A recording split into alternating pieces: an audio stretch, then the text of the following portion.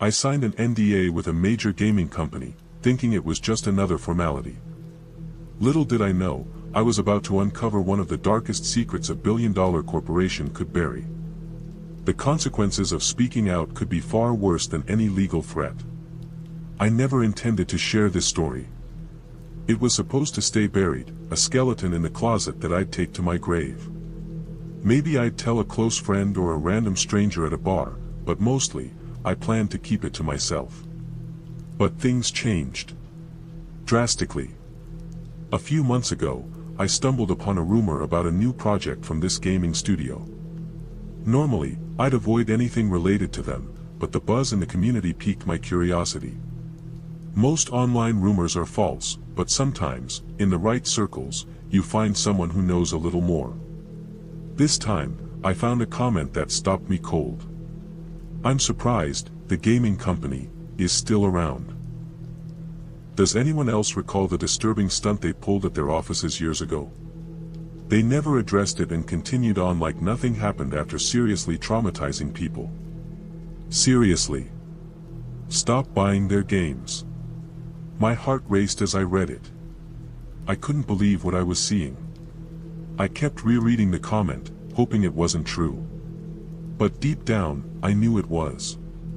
I tried to reach out to the commenter, but they blocked me. I spent weeks searching for more information, but nothing turned up. Then, I got a call that sent me spiraling. It brought back memories so vivid they felt branded into my mind. I couldn't sleep, haunted by nightmares. I knew I had to share my story, even if it meant facing the consequences. The story goes back about a decade. I was lurking on a forum dedicated to an upcoming game from the same studio. I rarely posted, but this time, I asked if anyone knew someone with inside info. Hours passed, and my question got lost in the noise. But the next day, one of the regulars replied with a simple yes and a link. I clicked on it and found a flyer for a meet and greet with the dev team. I was excited. This was my chance to get inside information and impress the forum regulars. The event was close by and cheap, so I decided to go. When I arrived, I was disappointed. No fanfare, no excitement. Just a mundane office building and a slow-moving line. The people leaving looked genuinely sad, some even crying. It was eerie. I finally made it to the front, where a guy in oversized sunglasses nodded at me and pointed to a desk. Behind the desk was a balding clerk buried in paperwork. He handed me a stack of forms to sign. I could tell something was off, but I'd come this far. I signed the forms and handed them back. The clerk sighed and gave me a half-hearted smile, pointing to an orange door labeled Dev Team. I walked over and touched the doorknob.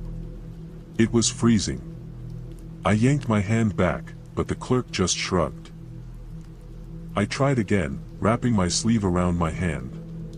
The door creaked open, and I stepped inside. The room was dark, with only the glow of computer monitors for light. The door shut behind me, and the silence was broken only by a low hum and a burning smell.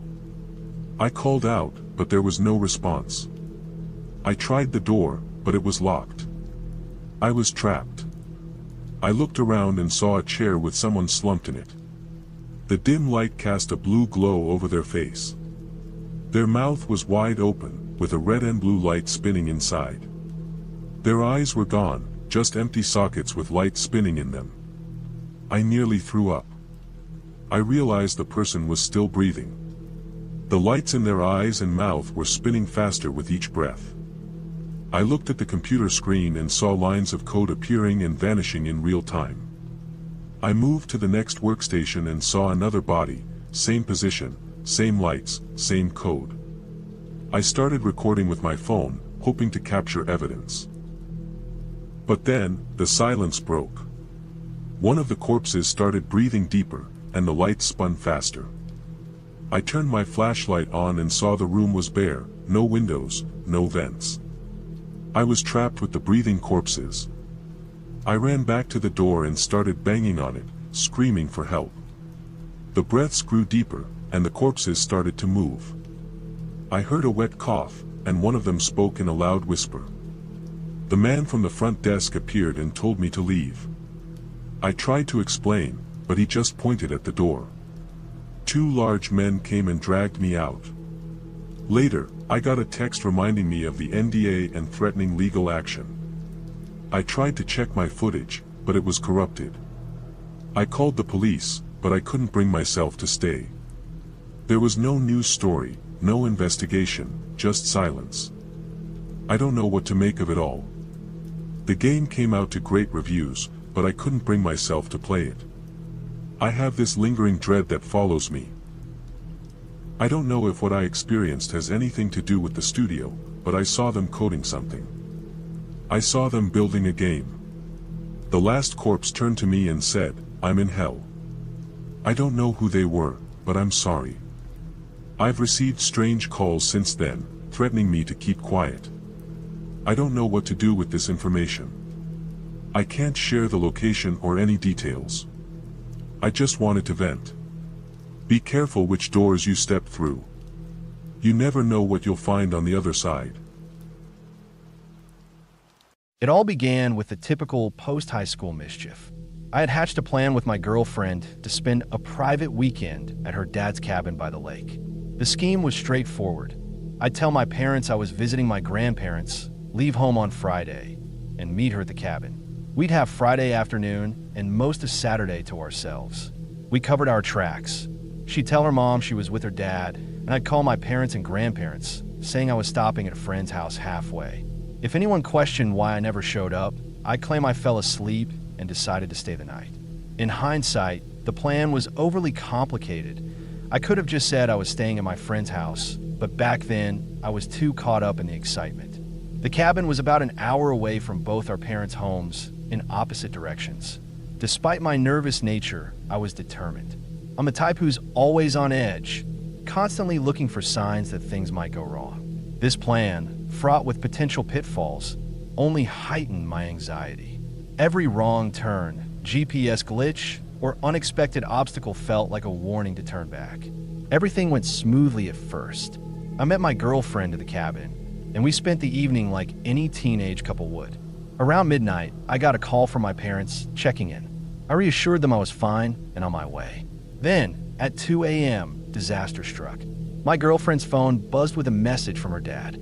He and her stepmom were planning to visit the cabin early, around 7 or 8 a.m., and would pick her up from her mom's place afterward.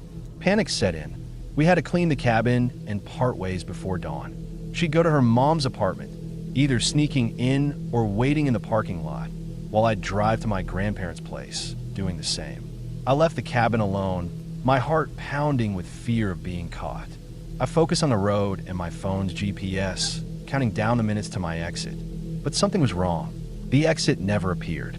I glanced at my phone, only to find it dead, completely unresponsive. I was lost, with no idea where I was. The road seemed endless, with no signs, exits, or buildings in sight. Just the same stretch of guardrail and impenetrable forest.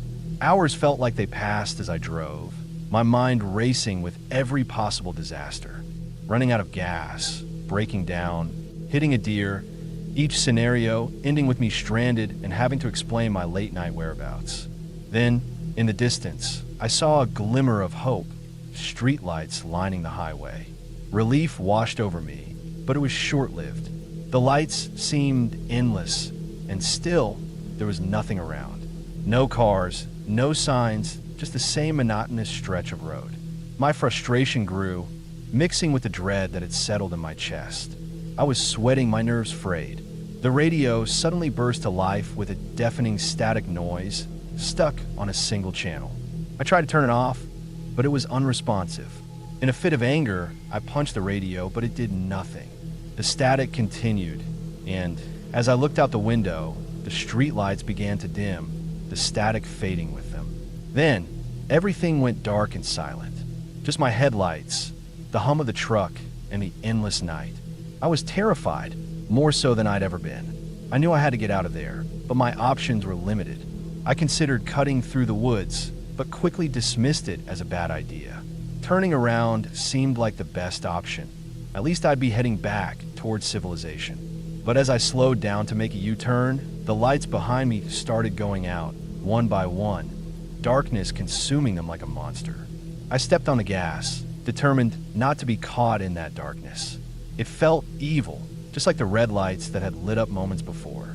I prayed, tears streaming down my face, begging for mercy and forgiveness. The radio's static and the street lights strobing only added to my terror. I was bawling, convinced I was going to die. Ahead, the lights finally ended, giving way to a dirt road surrounded by trees. I continued forward, hoping for some semblance of safety. The radio hummed softly as I drove, the red lights and static on for now. But my relief was short-lived. A red light appeared in my right mirror, then ahead to my left, then my right. It flickered in and out, the radio's volume rising and falling with its proximity. The voice that came next was the last straw. In a tone like a news broadcast, a woman's voice repeated, too dead on the highway." Over and over, it stabbed at my heart and lungs. I lost it, crying uncontrollably, convinced I was already dead. The lights stopped flickering and settled in one place, the voice growing louder with each repetition. Then, a yellow sign appeared in my headlights, dead Yendi. My heart sank further as the fuel light dinged. I was out of options. The red light behind me grew closer, the voice louder. I decided to turn back, hoping it was the only way to avoid immediate death. I hit the brakes and jerked the wheel to the left, the red light blinding me through the windows. A force hit the side of the truck, metal clanging loudly. I closed my eyes and ducked, feeling something crawl on the outside of the truck. I threw up in my lap and pissed myself, too terrified to move. The tapping on the window, synchronized with the voice, felt like an eternity. I couldn't look, couldn't bear to see whatever was out there. Eventually, the tapping and the voice stopped. I kept driving, eyes closed, hoping the thing was gone. But the fear of crashing kept me from opening my eyes. Finally, I dared to look. Daylight filled the cab, and I saw my exit. Relief washed over me as I turned off the highway. The radio let out one last message. One dead on the highway. I pulled into a gas station, filled up, and drove to my grandparents' house. I told them everything, and to my surprise, they believed me. The evidence was clear: my empty gas tank, the dent in the truck, the cracked windshield. I called my girlfriend, relieved to hear she was fine. But our relationship changed after that. Her parents were worried about me being around her after my incident. I've driven that road since, looked at maps, but there's no place like that. No way to end up on a road like that from the highway I was on. I have so many questions, but one thing is certain. That place, those lights, the darkness, they were evil. All right, let me tell you what happened. So, the Hendersons are my neighbors. We've lived next door to each other for years, and they've always been really nice to me. They're like extended family. I've helped them out with stuff over the years, like shoveling their driveway in the winter, fixing their fence once, and even babysitting their dog before he passed away. So when they asked me to house sit for them while they were away for a week, I didn't think twice. They needed someone to feed their cat, water the plants, and check the mail, and I was happy to help. Plus, I was between jobs at the time, so staying in their big, spacious house for a week sounded like a great idea. They offered me some money for it, and I could really use a change of scenery. I had just moved out of my parents' place into a tiny apartment, so the idea of spending a week in a fully stocked house with Netflix, air conditioning, and a hot tub was like a mini vacation for me. They left early one Sunday morning. Their house is at the end of a cul-de-sac, with woods on one side and a long, sloping hill on the other. It's always felt kind of secluded, which used to seem charming and peaceful to me. I waved goodbye as they drove off, and by noon, I had unpacked my stuff, stocked the fridge with snacks, and settled into their huge couch. The first night passed without any problems. I watched some crime documentaries, played with their cat, nibbles, and made myself some pasta. I went to bed around midnight, feeling more relaxed than I had in weeks, but that calm didn't last. The second night, around 2:15 in the morning, I woke up, not sure why at first. The house was still and quiet, except for the faint hum of the fridge downstairs and the occasional creak of old wood settling. I lay there, staring at the ceiling, about to roll over and go back to sleep when I heard it.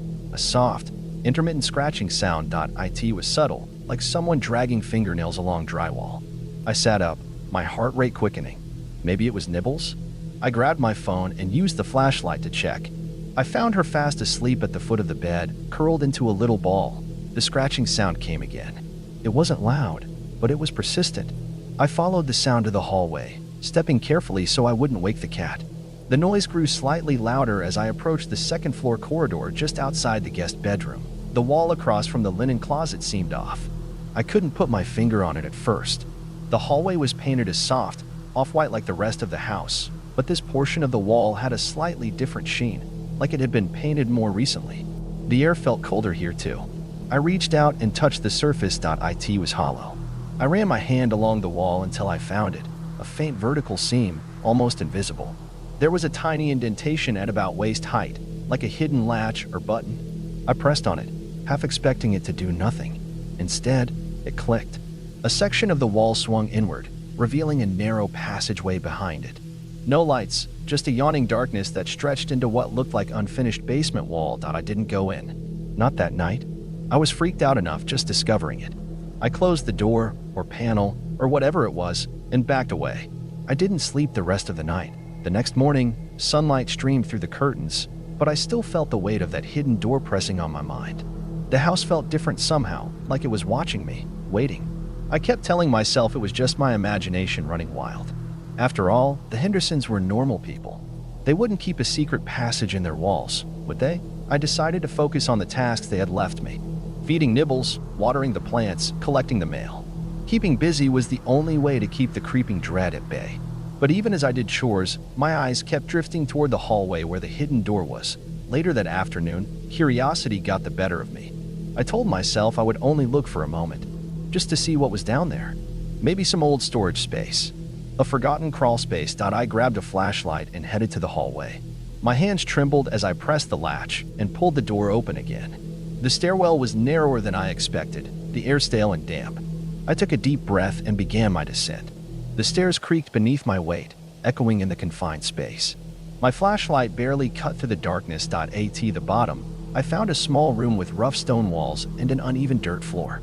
It looked like a cellar, but there was something else, something more.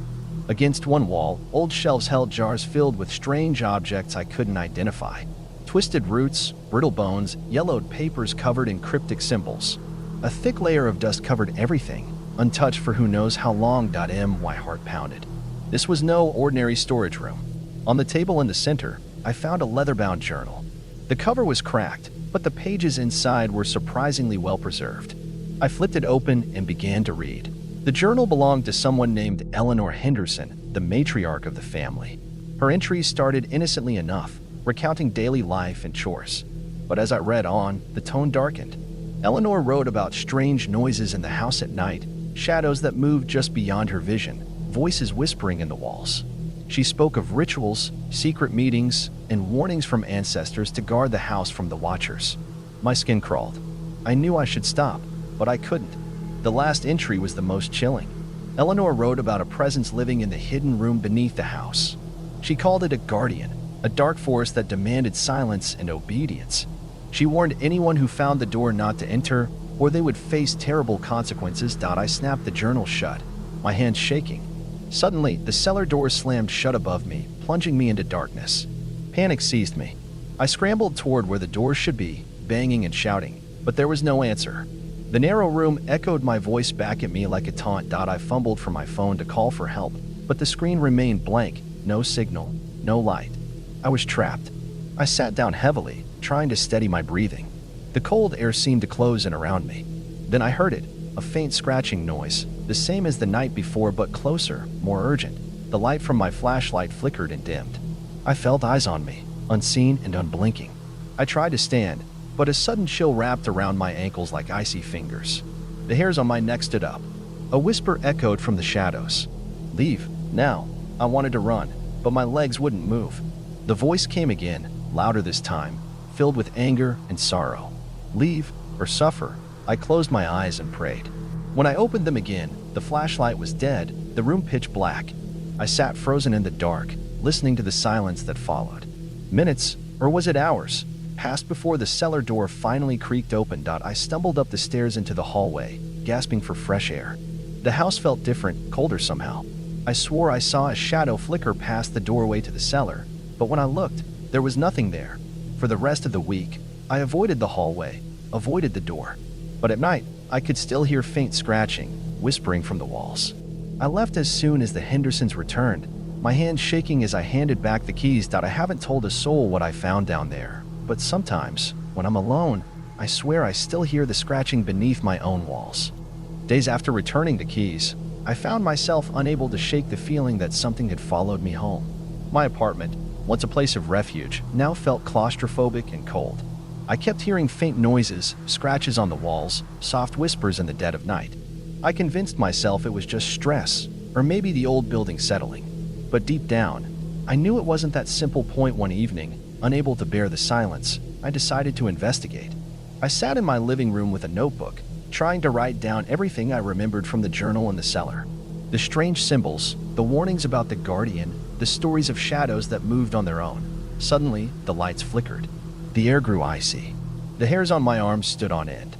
From the corner of my eye, I saw a dark figure retreating into the hallway. I froze. The shadows seemed to grow, reaching toward me like long fingers. A voice whispered in my ear, so close I could feel its breath. Return or suffer.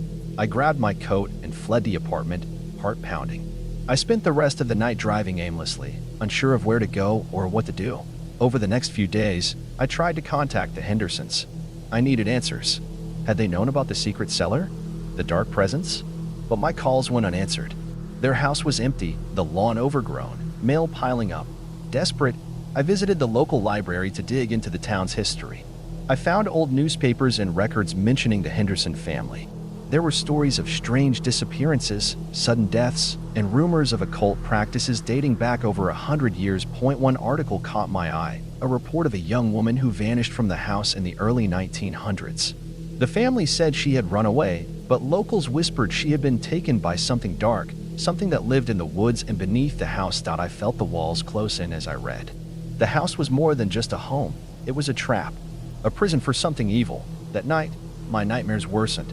I saw the shadow again, closer this time, its eyes glowing red in the darkness. It reached out with skeletal hands, promising pain and silence. I knew then I had to face it. I spent days preparing, reading everything I could find about the occult, protection rituals, and ways to banish dark spirits. I wasn't sure if any of it would help, but I had to try. I couldn't live in fear anymore. One night, I returned to the Henderson house. The place was eerie in the moonlight, shadows stretching like claws across the lawn. The door creaked open as if it had been waiting for me. Inside, the air was thick and cold. I found the hidden door again and descended into the cellar, armed with a flashlight and the journal. The silence was deafening, broken only by the faint sound of scratching from the walls. I called out, "I'm not afraid. Show yourself." The darkness shifted, and the shadow appeared. It was more terrifying than I remembered, tall, gaunt, with eyes that burned like embers. It whispered, "You should have left." I held up a small talisman I'd made from salt and herbs. The shadow recoiled, screeching in pain. "You cannot banish me," it hissed. "This house is my prison, and you are my key." I realized then that whatever this thing was, it was bound to the house but needed someone to set it free. The shadow lunged, but I threw the talisman at it. A burst of light filled the cellar, and the creature screamed as it dissolved into smoke. The scratching stopped, but just as I thought it was over, the door slammed shut behind me. I was trapped again. The air grew heavier, and a voice spoke from the darkness, Eleanor's voice. "Thank you for freeing me," it said softly. "But the curse remains. You must leave before it consumes you." I scrambled up the stairs, the cellar door finally opening on its own. I ran outside, gasping for AI or as I reached my car. I looked back. The house was silent, but I knew it was watching. I never returned. The Henderson house remains empty to this day, a dark secret hidden behind a simple door in the wall. Back at my apartment, I tried to convince myself that everything was over. The shadow was gone, the curse broken, but peace was fleeting. Night after night, I was haunted by vivid dreams. In them, I walked the dark halls of the Henderson house, hearing Eleanor's voice whisper warnings I couldn't quite understand. One night, I woke up to a strange sound, a faint tapping on my bedroom window. I hesitated before looking, but when I finally did, there was nothing but darkness outside. The tapping came again, louder, more insistent. It felt like a warning, or perhaps a threat. I closed the curtains and tried to sleep, but a chill lingered in the air. The house felt alive with unseen eyes. Desperate for answers, I reached out to a local historian who specialized in paranormal phenomena. When I told her about the Henderson house and the shadow, her expression grew grave. "That house has a dark history," she said. "The Henderson family was involved in rituals that went beyond this world. Their guardian was not meant to protect, but to trap something far worse." She handed me an old book filled with ancient symbols and incantations. "If you want to be free of this, you'll need to perform a cleansing ritual. But be warned, the darkness will fight back." I thanked her and left, clutching the book like a lifeline. That night, armed with the book and a handful of candles, I prepared to perform the ritual in my apartment. The instructions were cryptic, but I followed them as best I could, drawing symbols on the floor and chanting words I barely understood. As I finished, the temperature dropped sharply. Shadows danced on the walls, twisting and writhing. Then the tapping started again, this time all around me, like invisible fingers drumming on every surface. A voice echoed in the room, cold and mocking. "You cannot escape." I held my ground, chanting louder, feeling a strange energy building inside me. The shadow screamed, then suddenly vanished. The room grew warm again. Exhausted, I collapsed to the floor, hoping this was the end. For a few days, silence. No tapping, no whispers, no shadows. I dared to believe I was free, but then, one morning, I received a package with no return address. Inside was a single, yellowed page torn from a book. Written in shaky handwriting were the words, "The door is never truly closed." Fear gripped me. Had I only delayed the inevitable? Was the darkness still watching, waiting for the right moment to return? I realized that some secrets, once uncovered, can never be buried again. It began with the creak of floorboards and the rustle of leaves outside my window. I told myself it was just the old cabin settling, but the whispers that followed were too clear to ignore. I moved to this isolated cabin in the woods to escape my past, to find peace and inspiration for my writing. The realtor had described it as rustic charm, but as I unpacked my belongings under the dim light of a flickering lamp, I couldn't shake the feeling of being watched. The previous owner had left behind some of their things: old furniture covered in dust, books with yellowed pages, and a sense of melancholy that seemed to permeate every corner. My cat, Miso, usually curious and playful, hissed and spat at shadows, her behavior growing more erratic by the hour. The first night, I heard it, a faint whisper like the wind carrying fragments of words that didn't quite make sense. I dismissed it as fatigue, as the stress of moving and starting anew. But then it happened again and again. The whispers grew clearer, more insistent. They were calling my name. During the day, the cabin was bearable. Sunlight filtered through the windows, chasing away some of the shadows. I would sit at my desk, trying to write, but my mind kept wandering. I decided to explore the surrounding woods to clear my thoughts. That's when I found the graveyard. It was hidden behind a curtain of trees, almost as if nature itself was trying to conceal it. The tombstones were weathered and tilted, their inscriptions faded by time. But one stood out, a girl named Lila Voss, who had died in 1893 at the age of 15. The date of her death was the same as my birthday. I snapped a photo with my phone, intending to use it as inspiration for a story. As I walked back to the cabin, I felt a chill, though the day was mild. The forest seemed to close in around me, and I quickened my pace. That night, the whispers returned, louder and more distinct. I heard footsteps in the hallway outside my room, though I knew I was alone. The temperature in the cabin dropped, and my breath was visible in the cold air. I found myself drawn to the attic, compelled by an unseen force. There, in a dusty trunk, I discovered Lila's diary. Her handwriting was delicate, but increasingly frantic as the pages turned. She wrote of hearing voices, of her mother keeping her locked in the cabin, of a ritual that would set her free. The last entry was incomplete, the page torn away. As I read, I heard a sound behind me, a girl's laughter, light and carefree, followed by a sudden, sharp cry. I turned, but there was nothing there. Only the cold. I became obsessed with Lila's story. I researched the cabin's history online, uncovering rumors of a tragedy that had befallen the Voss family. Lila's mother had been accused of witchcraft, and during a trial by the superstitious townspeople, she had confessed to using dark rituals to communicate with spirits. Lila had been caught in the crossfire, her death a result of one such ritual gone wrong. The townspeople had burned the cabin to the ground, but it had been rebuilt years later, the history buried and forgotten. I realized that the ritual Lila had written about in her diary involved a symbol I had seen carved into her tombstone, a circle with 3 intersecting lines.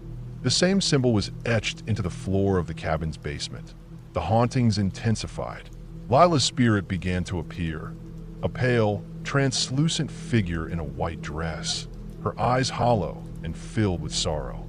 She would manifest briefly, her presence accompanied by a drop in temperature and the sound of whispering voices. I tried to communicate with her to understand why she was haunting me. One night, as I sat in the dim light of a candle, she appeared before me, clearer than ever. Her mouth moved, and to my horror, I heard my own voice speaking words I didn't recognize. She was using me to relay her story, to finally be heard. The whispers were her attempts to connect, to warn me of something that I ventured into the basement, drawn by an irresistible pull. There in the center of the floor was the ritual symbol. I traced it with my finger, and the ground seemed to shudder. The whispers grew into a roar, and Lila's spirit materialized beside me. She pointed to the symbol and then to herself, her expression urgent. I understood then that the ritual wasn't just to communicate with spirits, it was to bind them. Lila had been trapped between worlds, unable to move on because of the dark magic her mother had wielded. And now, she was trying to show me how to break the cycle. As I worked to decipher the ritual, the line between reality and the spirit world began to blur. I would wake from nightmares to find Lila standing at the foot of my bed, her form more solid each time. My reflection in the mirror would flicker, sometimes showing her face instead of my own. I received a visit from the local historian, who confirmed the dark past of the cabin and warned me to leave before it was too late. But I couldn't bring myself to go. I felt a strange connection to Lila, a bond that transcended time, died on the anniversary of Lila's death. I performed the ritual in the basement, following the instructions I had pieced together from her diary and my research. The cabin shook as I recited the incantation, the air thick with an otherworldly presence. Lila's spirit appeared before me, more vivid than ever, her eyes filled with a mix of hope and fear. As the ritual reached its climax, I felt a sharp pain in my chest and collapsed to the floor. When I awoke, the cabin was silent. The whispers had ceased. Lila's spirit was gone. But as I stood to leave, I noticed something strange. My reflection in a shard of broken glass showed not my face, but Lila's. The symbol on the basement floor now bore my initials instead of hers. And when I checked the photo I had taken of her tombstone, my name was etched beneath the date of my death, the same date as Lila's. I tried to scream, but no sound came out. The cabin, once a prison for Lila, had become mine.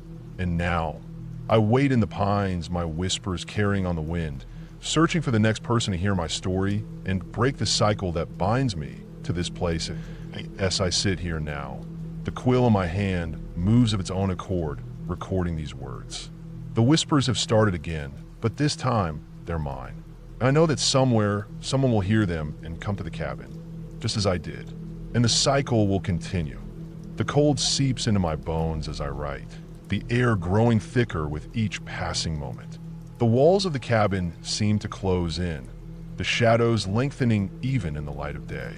I can feel her presence, or is it mine, lingering in every corner, a constant companion in this lonely existence.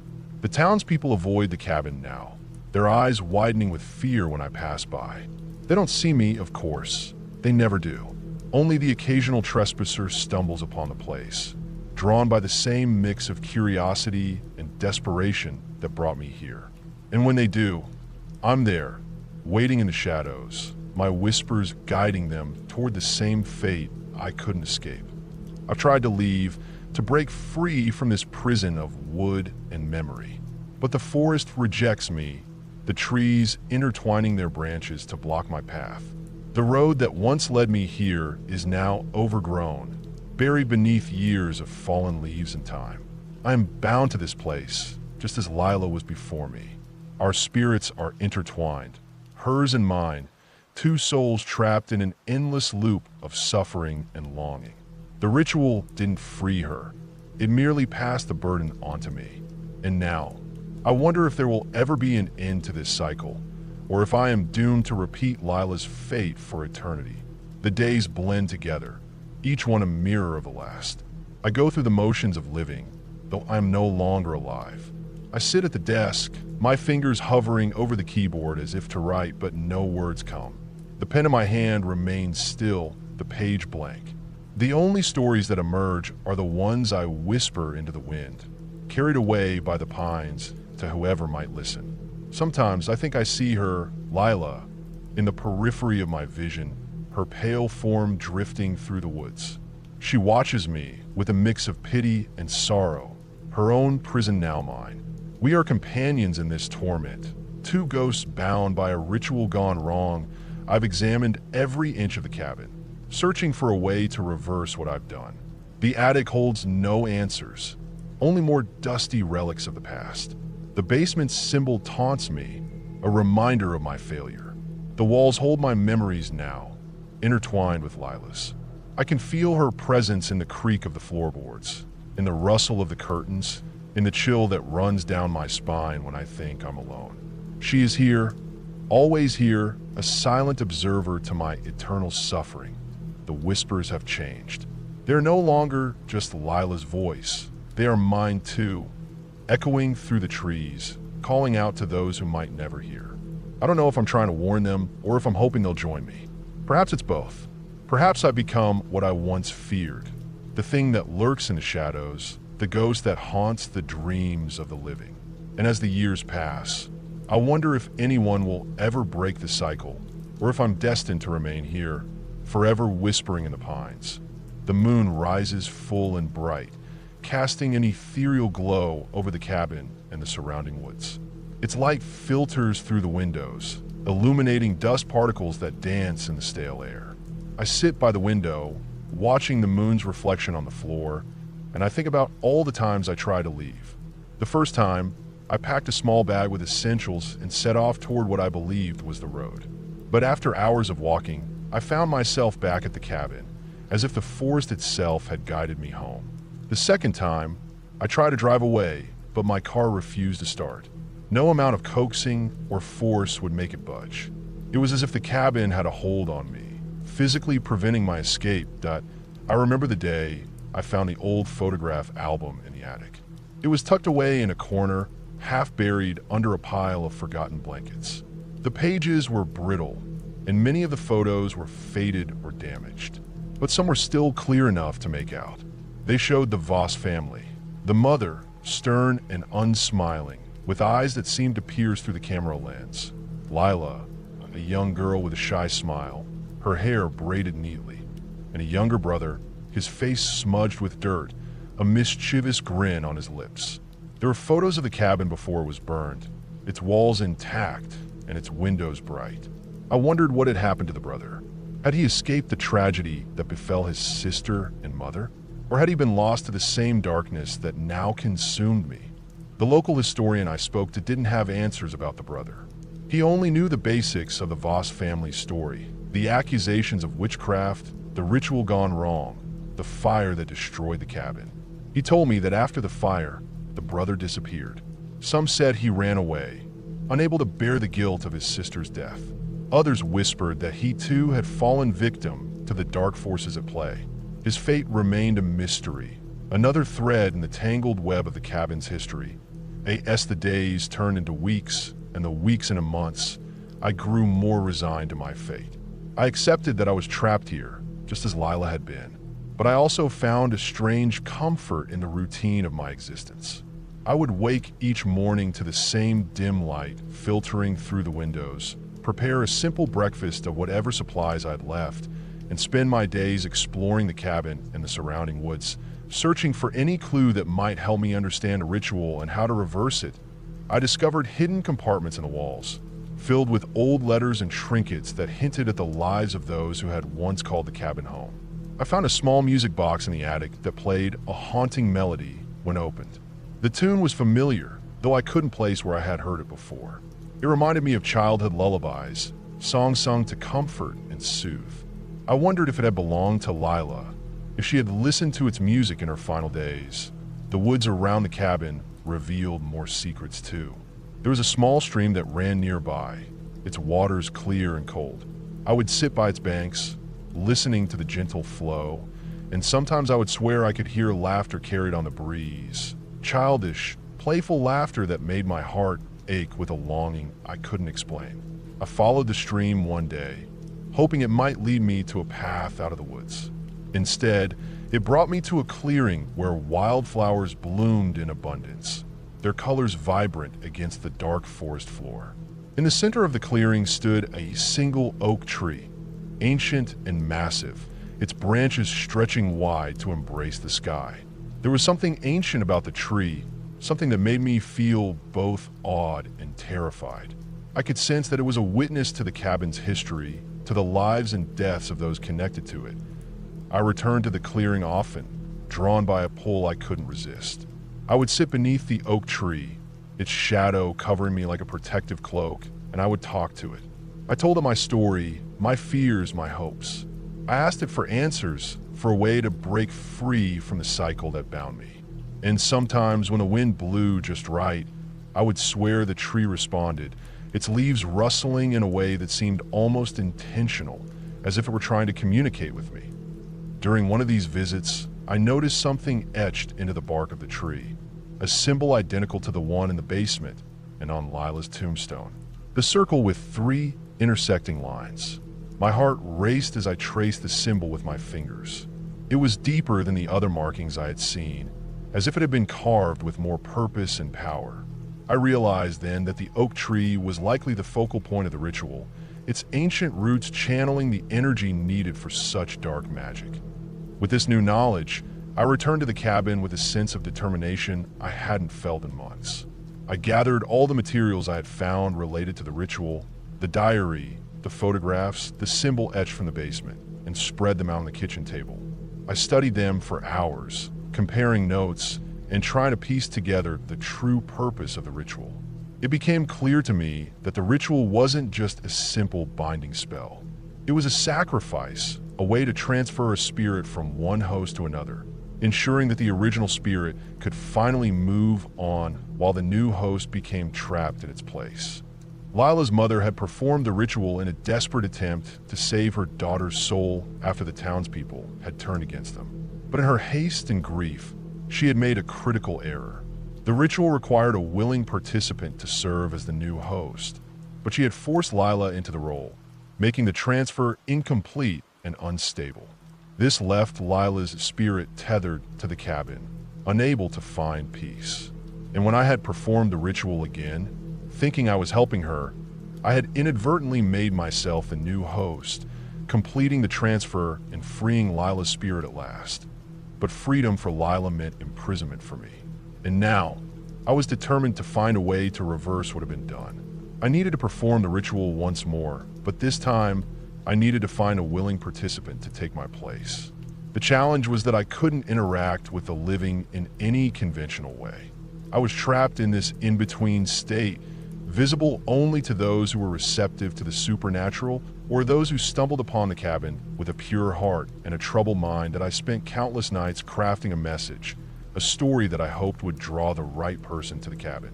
I wrote about my experiences, about Lila, about the ritual and the oak tree. I detailed the steps needed to reverse the transfer, hoping that someone with the courage and compassion to help would find their way here.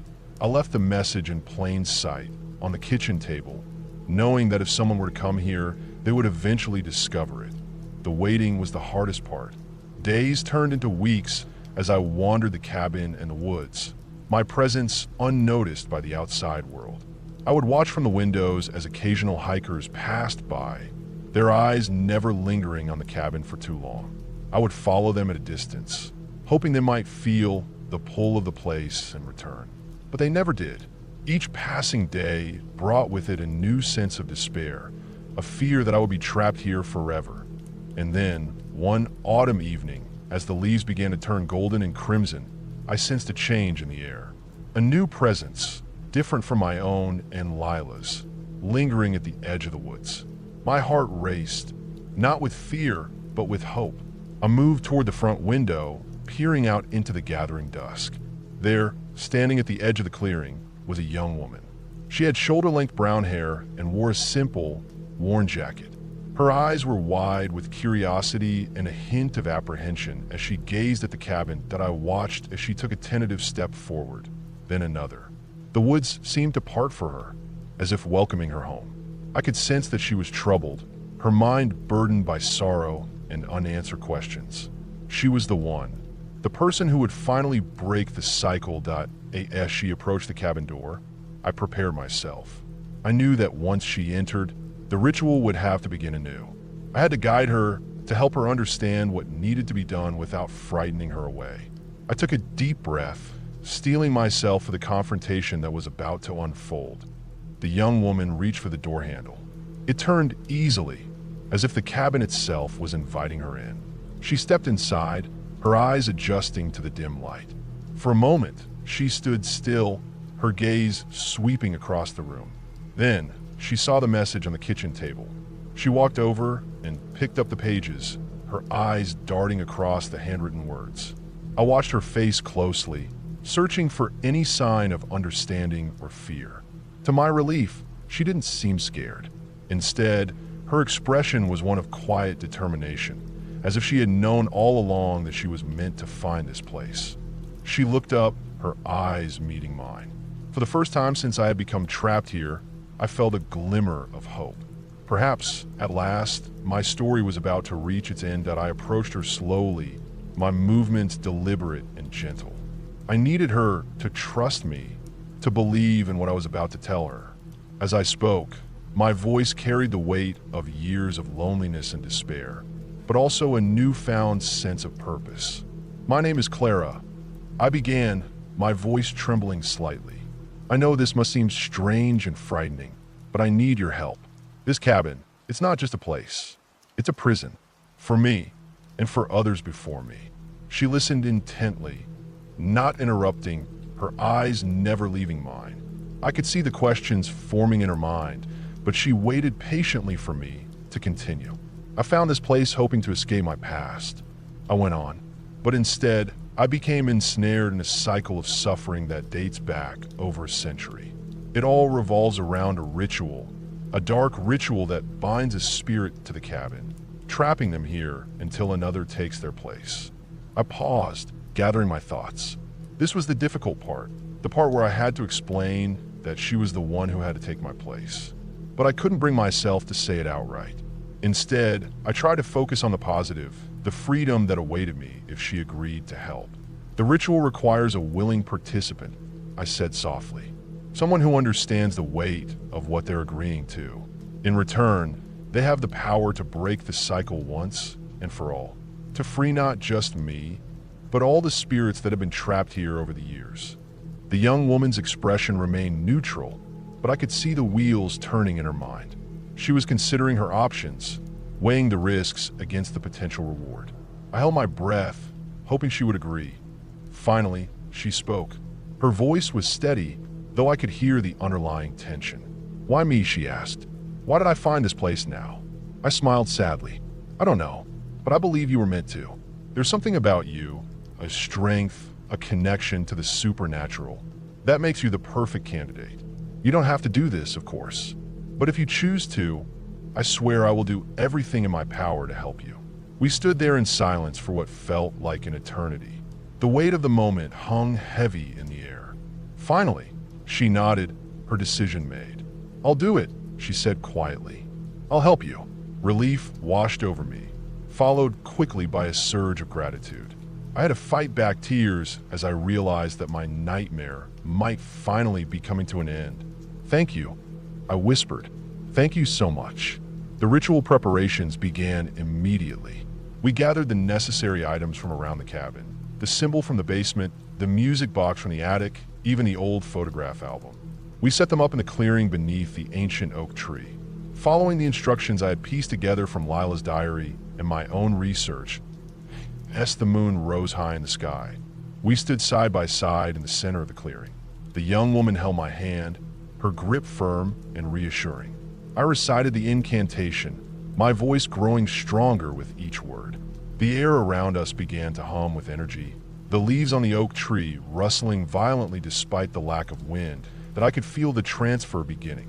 The same sharp pain in my chest, the same sense of being pulled in two directions. But this time, I wasn't alone. The young woman stood firm, her own energy merging with mine as the ritual took hold. The final words left my lips, and the world around me erupted in a blinding light. I felt myself being lifted, carried away on a wave of pure energy.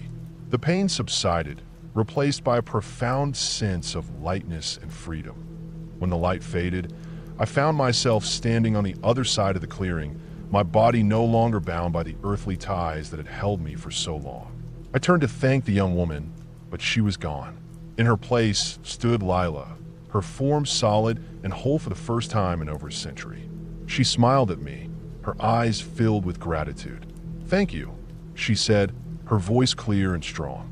"You've given me the peace I've longed for." I smiled back, tears of joy streaming down my face. "And you've given me the same. I'm finally free." Together, we watched as the young woman, now the new host, walked away from the clearing, her journey only just beginning. We knew that she would face her own struggles, her own cycle of suffering, but we also knew that one day, she too would find someone to take her place, and the cycle would continue. But for now, Lila and I were free. We had found our peace at last. The Last Guest, a haunting in the Appalachians. In the heart of the Appalachian Mountains stood the Weatherford Hotel, a once grand building that had seen better days.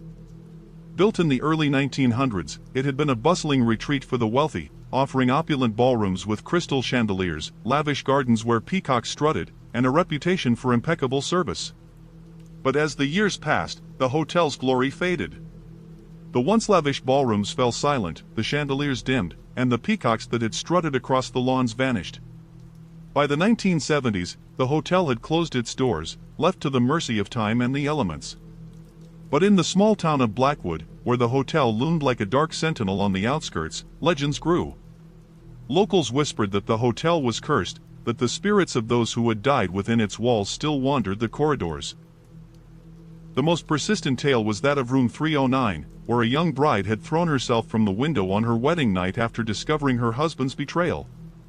Her screams, they said, could still be heard on moonless nights. Children grew up fearing the hotel, and adults avoided it after dark, sensing the weight of history and tragedy that hung in the air. In the fall of 2019, a group of 5 college friends decided to explore the abandoned hotel. Mia, the self-proclaimed leader with a knack for organization, had heard the legends and thought it would make for an exciting adventure. Jake, the skeptic who loves debunking paranormal claims, was eager to prove that there was a logical explanation for everything. Sarah, the photography enthusiast, saw it as an opportunity to capture the eerie atmosphere and add to her portfolio. Tyler, the jokester who always lightened every mood, was along for the thrill and the chance to tell wild stories later. Liam, the quiet one with a fascination for the supernatural, completed the group. They gathered at the town's edge, their car parked under the dim glow of a flickering street lamp. The hotel stood in the distance, its silhouette stark against the night sky. The air was crisp, carrying with it the scent of pine and decay. Mia held up her phone, its screen illuminating their faces with a pale blue light. "Are you guys ready for this?" she asked, her voice steady despite the tremor in her hands. Jake rolled his eyes. "Please. It's just an old building. The only ghosts here are the ones in your imagination." Sarah adjusted her camera, ensuring it was securely attached to her tripod. "Still, it's creepy. I can already feel the atmosphere." Tyler grinned, his eyes glinting with mischief. "Think of the stories we'll have. We explored the haunted Weatherford Hotel and lived to tell the tale." Liam said nothing, his gaze fixed on the hotel. He could have sworn he saw a shadow move behind one of the windows. The group approached the grand entrance, its double doors hanging slightly ajar. With a mix of trepidation and excitement, they pushed the doors open and stepped inside. The lobby was a shadow of its former self. Dust covered the once marble floors, and the grand staircase that led to the upper floors was shrouded in cobwebs. The air was thick with the smell of mildew and decay. Mia shone her flashlight around the room, the beam catching on fragments of the past, a broken vase here, a frayed curtain there. Wow, just look at this place. It's like stepping back in time. Jake kicked at a loose floorboard, the sound echoing in the silence. Probably full of asbestos. We might all die of lung cancer. Sarah ignored him, too captivated by the scene. She set up her camera on the tripod and began taking panoramic shots. This is incredible. I can already imagine the photo essay. Tyler wandered off toward the ballroom, his footsteps echoing. Hey, anyone want to dance with a ghost? Liam stayed close to Mia, his senses heightened. He could have sworn he heard a soft whisper, but when he looked around, the others seemed unaware. The group split up to cover more ground. Mia and Jake headed toward the ballroom, while Sarah and Tyler explored the kitchen.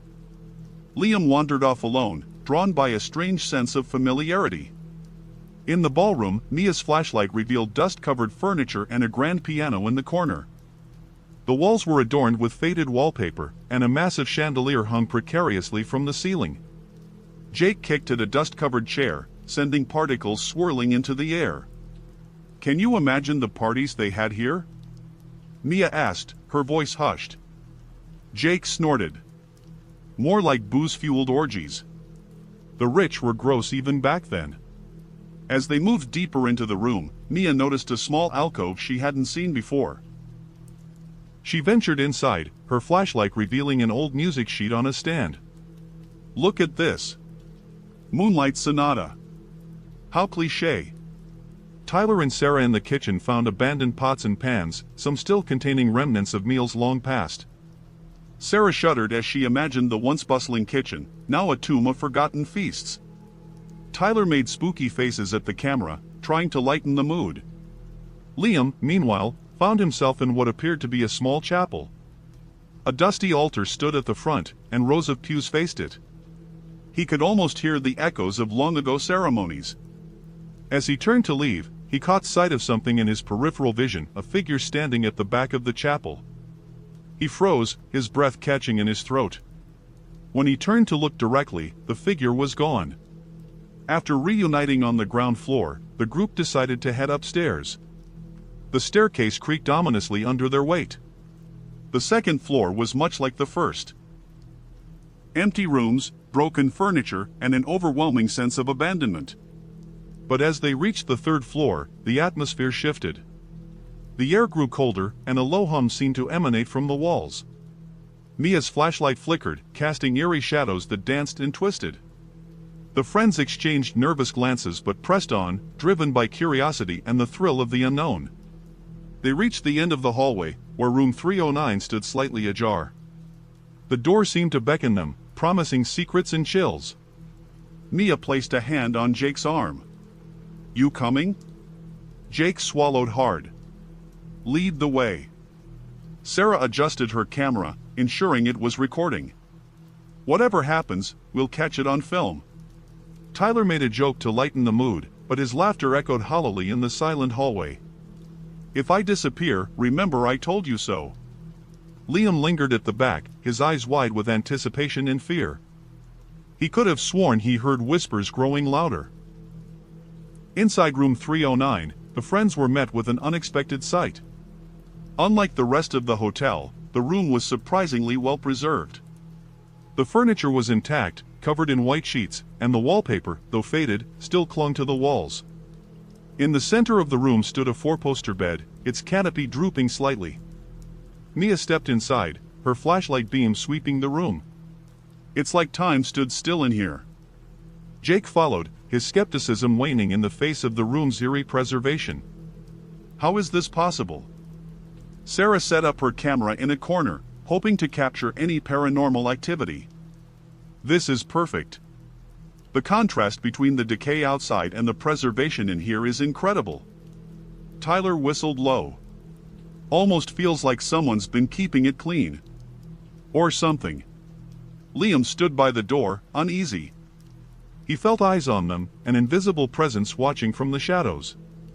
As they began to explore the room, strange things started to happen. Flashlights dimmed and flickered. A chill wind seemed to pass through the room, though all the windows were sealed shut. And then, they heard it, a soft, mournful wail that seemed to come from nowhere and everywhere at once. Laughter followed, light and feminine, echoing through the room. The friends froze, their excitement turning to fear. Jake tried to joke, to lighten the mood, but his voice betrayed him, trembling as he spoke. "Let's go," Mia said firmly, her patience with the situation worn thin. But as they turned to leave, the door to room 309 slammed shut with a resonating boom. Panic set in. They rushed to the door, pounding on it, but it wouldn't budge. They were trapped. The wailing grew louder, joined by other voices, men's voices, harsh and angry. The temperature in the room plummeted. The friends huddled together, their fear palpable. And then, one by one, they began to disappear. First, Jake. He was standing by the window, his flashlight sweeping the room, when a shadow seemed to envelop him. He screamed, a sound that was suddenly cut short. The others turned to see nothing but empty space where he had stood. Next was Sarah, the group's photographer. She was crouched in a corner, frantically trying to capture the events on her camera. A sudden gasp, a muffled cry, and she was gone. The remaining three friends, Mia, Tyler, and Liam, pressed themselves against the wall, tears streaming down their faces. They could hear the spirits now, clear and angry. Voices in multiple languages, demanding justice for wrongs long past. The wailing bride materialized before them, her face a mask of sorrow and rage. She pointed to each of them in turn, and one by one, they vanished. When the police finally arrived at the Weatherford Hotel the next morning, responding to a missing persons report, they found the door to room 309 still sealed shut. Inside, the room was empty, dust undisturbed, as if no one had ever been there. The friends were never seen again. To this day, locals say that on certain nights, you can see 5 shadowy figures in room 309, forever trapped in the hotel's cursed embrace. The Weatherford Hotel stands as a reminder that some places are best left undisturbed, and some stories are better left untold. A year passed, and the Weatherford Hotel remained abandoned, its secrets undisturbed. But on the anniversary of the friends' disappearance, a new group of explorers arrived, drawn by the legend. They were 5 in number, each with their own reasons for seeking out the hotel. As they approached the grand entrance, the same flickering street lamp casting a dim glow, they couldn't help but feel a sense of déjà vu. The hotel stood silently, its windows like dark eyes watching their approach. Inside, the lobby was much as the previous group had left it, dust-covered and decaying. The new explorers split up, their flashlights cutting through the darkness. One of them, a young woman named Emily, felt a strange pull toward room 309. Against the others' advice, she made her way to the 3rd floor. The air grew colder with each step, and the hum from the walls grew louder. She reached room 309, its door slightly ajar, and pushed it open. Inside, the room was exactly as described in the missing persons reports, furniture covered in white sheets, the 4-poster bed standing eerily still. But something was different. On the nightstand, a single rose lay in a vase, its petals a deep, blood red. As Emily reached for the rose, the door slammed shut behind her. The wailing began again, joined by the laughter and angry voices.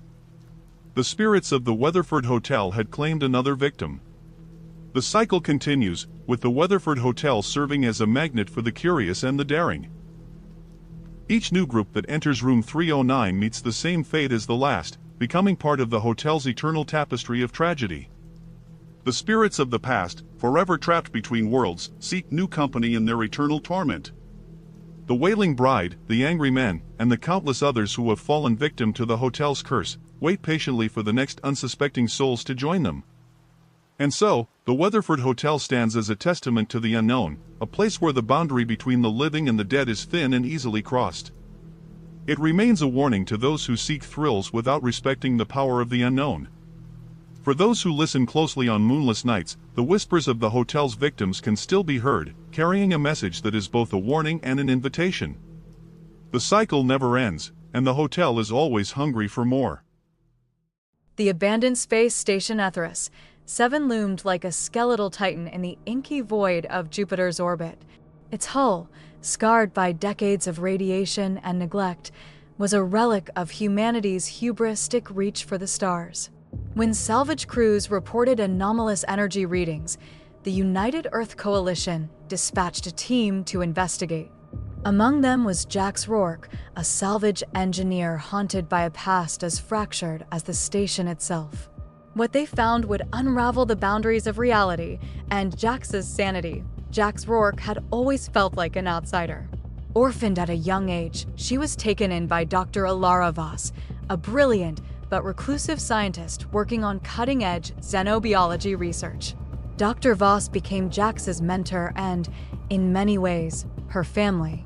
They spent countless hours in the lab, exploring the mysteries of genetic engineering and quantum physics. But their work caught the attention of the United Earth Coalition, who saw their research as a potential threat. One night, without warning, the Coalition raided their lab, arresting Dr. Voss and separating Jax from the only family she had ever known. Jax was left with nothing but her knowledge and a burning desire to uncover the truth. Years later, Jax had made a name for herself as a salvage engineer, specializing in recovering lost technology from derelict space stations. When the call came for a mission to Etheris 7, she didn't hesitate. It was more than just a job. It was a chance to reconnect with her past and perhaps find some answers. Kale, the team's medic, had a no-nonsense attitude forged by years of working in the harsh environments of space. His voice was gravelly from years of low gravity, and his hands were steady even in the most chaotic situations. He had joined the mission for the thrill of the unknown and the promise of a substantial payday. Zara, the AI specialist, had a more philosophical approach to her work. Her dreadlocks coiled in zero-G, giving her a carefree appearance that belied her sharp mind. She was fascinated by the potential of artificial intelligence and saw the mission as an opportunity to explore uncharted territory. Together, they formed a team of misfits, each driven by their own motivations but united by the mystery of Etheris 7. The journey to Etheris 7 was long and silent. The station appeared as a dark silhouette against the backdrop of Jupiter's swirling clouds. As they approached, Jax couldn't shake the feeling that they were stepping into something far more dangerous than they had anticipated. Life support's still online, Kale reported, his voice echoing through the comms. But there's no life. Heads up, Zara chimed in, her eyes fixed on the scanner readouts. Security footage has been looped since 2073.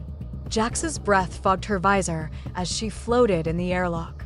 The station's corroded walls whispered tales of forgotten science. She reached out and touched the data port, uploading the station's last transmissions.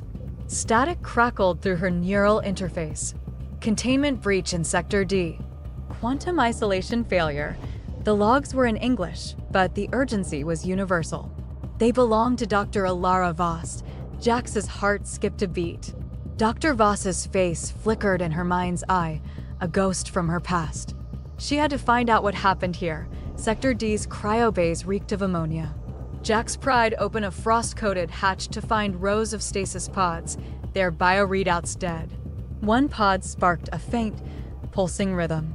She accessed its logs. Subject Alpha 2, genetic hybrid. Containment Protocol 7E initiated. Inside lay a figure with iridescent veins mapping its skin like bioluminescent circuitry. Not human. Not quite alive. It's evolving, Jax breathed. Evolving. Kale snorted. It's been dead for decades. Before Jax could reply, the station shuddered. Alarms blared. Quantum isolation failure. Isolation failure. The AI, a voice like grinding gears, warned of a quantum breach. Beneath the station, a hidden lab hummed with dark matter reactors. Holograms swirled, equations that defied Euclidean geometry. Jax's neural implants overloaded, visions flickering. Dr. Voss's face, fractured and repeating. They're not monsters, Jax. They're us. The hybrid in the pod twitched. Its eyes snapped open, void black, then blazing violet. Stay back, Jax ordered, but Kale lunged to examine it. The hybrid lurched, tendrils of dark matter erupting from its palms. Kale froze, his body contorting into a labyrinth of shifting angles. Kale. Zara screamed. The hybrid hissed, boundary, broken. Its voice echoed in every language. Jax's mind raced as she tried to process what was happening. The hybrid was unlike anything she had ever seen. It was a living embodiment of the research she and Dr. Voss had once conducted. But something had gone terribly wrong. Zara, can you access the lab's mainframe? Jax asked, her voice steady despite the chaos. Working on it, Zara replied, her fingers flying over the console. I've got something. It's a log from Dr. Voss. She mentions a quantum gate and a containment breach. Quantum gate. Jax repeated, her mind racing. What does that mean? It's a portal, Zara explained. A way to bridge different dimensions or timelines. But it's unstable. If it breaches, it could collapse reality as we know it. Kale's body convulsed violently. Dark veins spread across his skin, pulsing with an eerie light. His eyes rolled back, and he let out a guttural growl. Kale, can you hear me? Jax shouted, but there was no response. The hybrid's tendrils had wrapped around him, merging with his flesh. Zara's face was pale as she watched the transformation. We need to get him to the med bay. Now. They dragged Kale's contorting body through the narrow corridors of the station, his groans echoing in the silence. Jax's mind was a whirlwind of questions. What had happened to Dr. Voss? What was the hybrid, and why was it here? That night, Jax couldn't sleep. She lay in her bunk, staring at the ceiling, her mind racing with questions. The station felt alive, humming with an energy that seemed to pulse through the walls. She heard whispers, faint and indistinct, like voices carried on the wind. They grew louder, more insistent, until she could make out words. You are the bridge, the voice said, echoing in her mind. Jax sat up, her heart pounding. Her reflection in the window showed Dr. Voss's face, staring back at her with hollow eyes. Panicked, she smashed the glass, but the figure lingered, a hologram? A hallucination. Dr. Voss. Jax whispered, her voice trembling. Is that you? The figure didn't respond. Instead, it faded away, leaving Jax alone in the darkness. She closed her eyes, trying to steady her breathing. The whispers continued, a constant murmur in the back of her mind. The next morning, Jax found Zara in the med bay, her face pale and drawn. Dark veins spread across her skin, pulsing with the same eerie light that had enveloped Kale. She was conscious, but barely coherent. It's inside me, Zara rasped, her voice barely audible. The hybrid, it's merging with us. Jax administered a sedative, but Zara's laugh chilled her to the bone. You think this is a virus? It's rewriting our DNA. Jax's mind raced. She needed answers, and she needed them fast. She turned to the station's mainframe, hoping to find more information about the hybrid and the quantum gate. The logs were fragmented, but one entry caught her eye. Jax decrypted Dr. Voss's final entry, her fingers trembling as she read the words on the screen. The hybrids are a catalyst, the log read. The gate is a prison. To close it, one must become both prison and key. Jax's mind reeled. What did it mean to become both prison and key? She thought back to the hybrid, its eyes blazing with an otherworldly light. It was clear that the hybrid was more than just a biological anomaly. It was a key to another dimension, a bridge between realities. The choice was clear, but the implications were staggering. Merge with the hybrid's consciousness, or let the gate consume the station. Jax knew that if she merged with the hybrid, she would lose a part of herself. But if she didn't, the consequences could be far worse. She gathered Kale and Zara, who were both barely holding on, and explained the situation. The room was silent as they weighed their options. We don't have much time, Jax said, her voice steady despite the turmoil inside her. We need to decide now. Kale's eyes were distant, but he nodded. Do what you have to do, Jax. Just make it quick. Zara's eyes were filled with fear, but she too nodded. "We trust you." Jax led the way to the reactor chamber, her heart pounding in her chest. The room was filled with the hum of dark matter reactors, their glow casting an eerie light on the walls. The hybrid stood in the center, its form fluid and ever-changing. "Merge," the hybrid urged, its voice echoing in every language. "Or perish." Jax stripped off her suit, exposing her scarred back, a relic of Coalition experiments. She took a deep breath and stepped forward, her mind racing with the implications of what she was about to do. Pain seared through her synapses as her mind entwined with the hybrid's consciousness. She saw flashes of Dr. Voss's memories. The hybrids were not weapons, but refugees from a collapsing timeline. The gate was their arc, a last-ditch effort to escape a dying world. The integration with Jax's consciousness anchored. The hybrids sealed the gate, not by destroying it, but by integrating her DNA into its structure. The station shuddered, its systems rebooting. Jax felt the hybrid's presence within her, a constant hum in the back of her mind. Kale and Zara watched in awe as the transformation took place. The dark veins on their skin receded, and their breathing steadied. The hybrid's consciousness had merged with Jax, creating a symbiotic bond that stabilized the gate. Weeks later, Jax stood before the Coalition's ethics board, her testimony a storm of classified files. She explained the true nature of the hybrids and the quantum gate, urging the board to reconsider their stance on the research. "The hybrids aren't a threat," she said, her voice steady. "They're us, a future we're too afraid to face." But the visions persisted. Dr. Voss's face in her mirror, the hybrid's echo in her bloodstream. Somewhere, the gate still hums, a heartbeat in the dark. The door is never truly closed. After Jax's testimony, the Coalition's ethics board was in an uproar. The implications of her claims were staggering, and the board members were divided. Some saw the hybrids as a potential threat that needed to be contained, while others recognized the potential for groundbreaking scientific discovery. Jax was called back for further questioning. She was asked to recount every detail of her experience on Etheris 7, from the initial discovery of the hybrid to the final merge. The board was particularly interested in the ethical implications of merging human consciousness with an alien entity. "Can you guarantee that the hybrid's influence won't alter your decision-making?" one board member asked, his eyes piercing. Jax took a deep breath. "I can't guarantee anything with absolute certainty, but I believe the merge has given me a unique perspective. The hybrid's consciousness is integrated with mine, but it doesn't control me. It's more like a partnership." As news of the Etheris 7 mission spread, public opinion was split. Some hailed Jax as a hero, a pioneer who had taken a bold step into the unknown.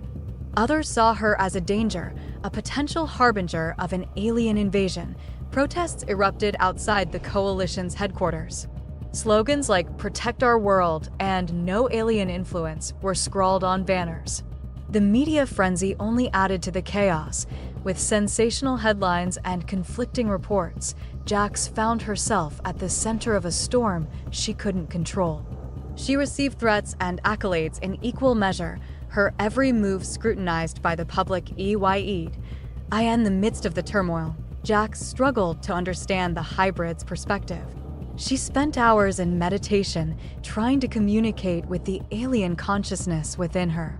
The hybrid's memories were fragmented, but they painted a picture of a world on the brink of collapse, where the only hope for survival was to find a new home. The hybrid showed Jax visions of its world, cities crumbling, ecosystems in decay, and a desperate search for a way out. The quantum gate was their last hope, a bridge to a new reality. The ethics board's decision was delayed, pending further investigation. Jax was placed under house arrest, her movements restricted. She spent her days in isolation, reflecting on her choices and the consequences they had brought. One evening, as she sat by the window, she saw Dr. Voss's face again, this time in the reflection of the glass. The hologram-like figure spoke, its voice calm and reassuring. "You did the right thing, Jax," it said. The hybrids needed a bridge, and you provided it. Now, it's up to humanity to decide what to do with that bridge. Jax nodded, a sense of resolve washing over her. She knew the road ahead would be fraught with challenges, but she was ready to face them. After weeks of deliberation, the Coalition's ethics board finally reached a verdict. They acknowledged the potential benefits of the hybrid's technology, but also recognized the risks. They decided to establish a new research facility dedicated to studying the quantum gate and the hybrids, with strict ethical guidelines to ensure the safety of humanity. Jax was offered a position as the lead scientist, a role she accepted with a sense of purpose. She knew it wouldn't be easy, but she was determined to honor Dr. Voss's legacy and the sacrifices made by Kale and Zara. The new research facility was state-of-the-art, equipped with the latest technology and staffed by the best minds in the field. Jax spent her days working with a team of scientists, exploring the mysteries of the quantum gate and the hybrid's origins. They made slow but steady progress, uncovering new insights into the nature of the gate and the potential for interdimensional travel. The hybrid's consciousness continued to guide Jax, providing invaluable knowledge and perspective. Over time, public opinion began to shift. As the benefits of the research became more apparent, people started to see the hybrids not as a threat, but as a potential ally. The initial fear and mistrust gave way to curiosity and hope. Jax became a symbol of this new era, a bridge between worlds. She gave interviews and speeches, advocating for a future where humanity and the hybrids could coexist and learn from each other. Years passed, and the research facility grew into a hub of innovation and discovery. The quantum gate became a key tool in understanding the universe, opening up new possibilities for exploration and understanding. Jax never forgot the sacrifices made on Etheris 7. She continued to honor Dr. Voss's memory, driven by a sense of duty and a desire to make a difference. The hybrid's consciousness remained a part of her, a constant reminder of the bridge she had built. As she looked to the future, Jax felt a sense of peace. The door was never truly closed, but she had found a way to keep it from consuming everything. Instead, she had opened a new path, one that promised hope and discovery. Months had passed since the establishment of the new research facility. The initial excitement and fear had subsided, replaced by a sense of routine and progress. Jax and her team had made significant strides in understanding the quantum gate and the hybrids. The facility had become a beacon of hope, a place where humanity and the unknown coexisted in a fragile harmony, but beneath the surface, tensions were rising. The Coalition, ever wary of potential threats, had increased surveillance and security measures. Jax felt the weight of their scrutiny, the constant reminders that her work was under a microscope. One evening, as Jax reviewed data from the latest experiments, she noticed something unusual. A series of anomalies in the quantum gate's energy readings, patterns that didn't align with their current understanding. She called in her team for an emergency meeting. "We're seeing fluctuations in the gate's energy output," Jax explained, projecting the data onto a holographic display. "These anomalies, they're unlike anything we've seen before. It's almost as if something is trying to break through." Zara, now fully recovered and more integral to the team than ever, examined the data with a furrowed brow. "It could be a natural fluctuation. The gate is still unstable." Kale, who had also adapted to his new reality, shook his head. "I don't think so. These patterns, they're too deliberate. It's like someone or something is trying to send a message." As they debated the implications, the facility's alarms blared. The quantum gate's containment field was failing. Jax's heart pounded as she raced to the control room. The gate's energy readings were spiking, threatening to breach. "Initiate emergency protocols," Jax shouted. "We need to stabilize the gate." But it was too late. The gate's energy surged, and a figure materialized in the center of the lab. It was humanoid, but its skin shimmered with an otherworldly light, and its eyes glowed with an ancient, malevolent intelligence. The entity's voice resonated in their minds, a deep, booming echo. You have meddled in forces beyond your understanding. The gate was never meant to be controlled. Jax's mind raced. She felt the hybrid's consciousness within her, a calm presence in the face of the entity's fury. "We didn't mean to cause harm," she said, her voice steady despite the fear. "We only wanted to understand." The entity's eyes blazed with an otherworldly light. "Understanding comes at a price. Now you will face the consequences." The entity's presence was overwhelming, its energy threatening to destabilize the entire facility. Jax and her team fought to contain it, using every tool at their disposal. The lab was a chaotic blur of activity, with scientists and engineers working frantically to stabilize the gate. Jax felt the hybrid's consciousness surge within her, lending her strength and clarity. She accessed the facility's mainframe, her fingers flying over the controls. "We need to isolate the entity," she shouted. "If we can contain it, we might be able to communicate." With the hybrid's guidance, Jax initiated a containment protocol, channeling the entity's energy into a stable field. The lab trembled as the entity's power was redirected, its form flickering and fading. "You cannot contain me," the entity roared, its voice echoing in their minds. "I am the gatekeeper, and I will not be denied." But Jax was determined. She poured every ounce of her will into the containment effort, her mind merging with the hybrid's consciousness. The entity's power surged, but the containment field held. As the entity's form stabilized, Jax took a deep breath. "We don't want to fight you," she said, her voice steady. "We want to understand. Please tell us what you need." The entity's eyes blazed with an ancient, malevolent intelligence.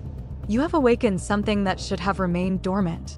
The gate is a bridge between worlds, and it cannot be controlled. You must choose.